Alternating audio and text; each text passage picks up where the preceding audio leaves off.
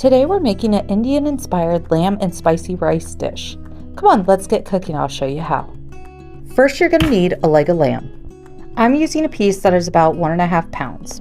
Now, using our magic alakazam, we have now made cube bite-sized pieces that we are going to place into a bowl.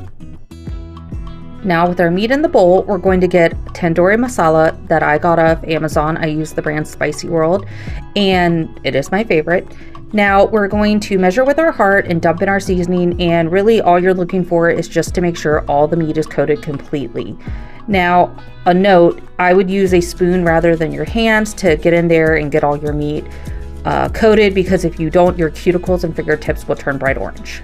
In a separate bowl, put in 1 teaspoon of ginger, 1 teaspoon of cayenne pepper, 1 teaspoon of turmeric, 1 teaspoon of smoked paprika, 1 teaspoon of onion salt, and then you're going to give it a mix, and this is going to be our seasoning for our sauce. In a large high-wall pan on medium heat, go ahead and pour in 2 tablespoons of olive oil and then pour in your seasoning mix we just made.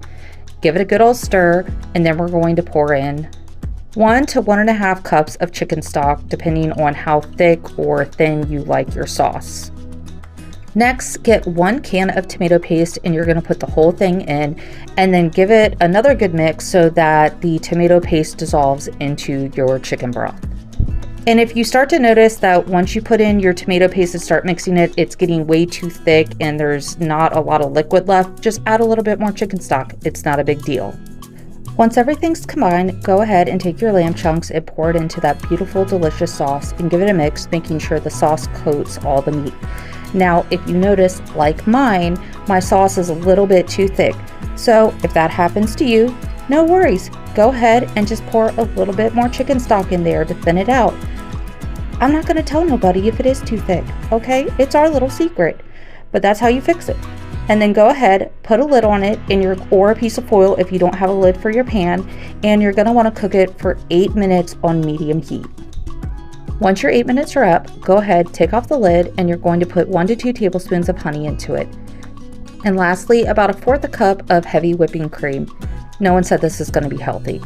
Then give it a stir, and that's it, you're done. Take it off the heat and it's ready to serve. This is my absolute favorite dish. 1, because it's easy and quick, and 2, because it's absolutely delicious.